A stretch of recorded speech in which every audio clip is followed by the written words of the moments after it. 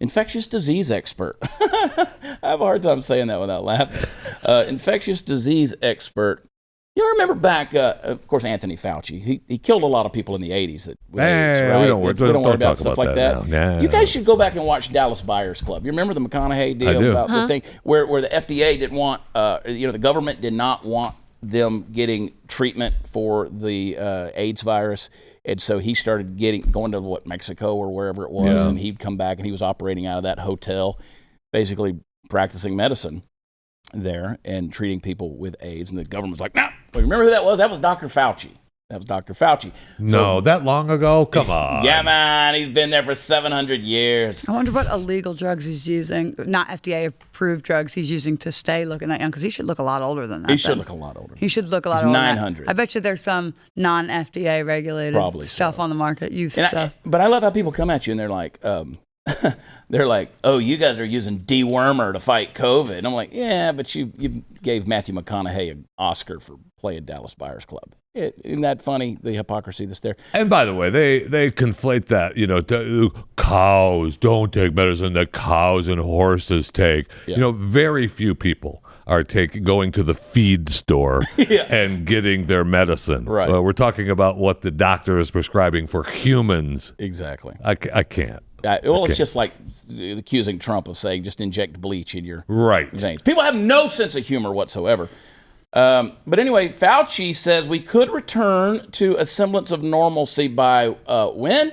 Spring of 2022, as long as vaccination rates climb. Get vaccinated. Get vaccinated, people, so we can get back to normal. This guy. The boss of me. Over the course of the preceding 17 months, Fauci moved the goalpost for the U.S. rebound on several occasions. So right in time for the midterm elections, so they can have more mail-in ballots. Just right there for the mail-in ballots. It's amazing how this works. When you give dictators control, they don't give it back.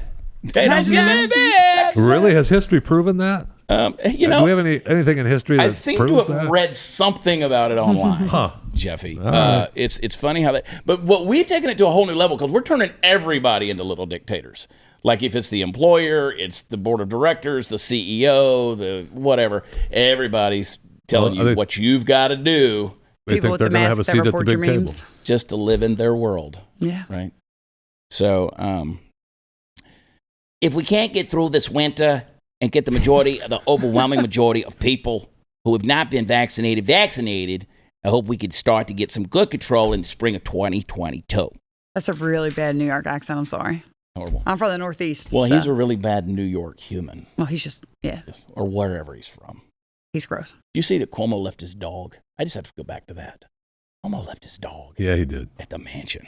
But it was just because he was going on vacation. Is that, he wasn't just going to leave it. Yeah. That's all. The American Medical Association is calling for the public and private sectors to impose COVID-19 vaccination mandates. I just don't understand how people psychologically can fall for this tyranny, the mandates.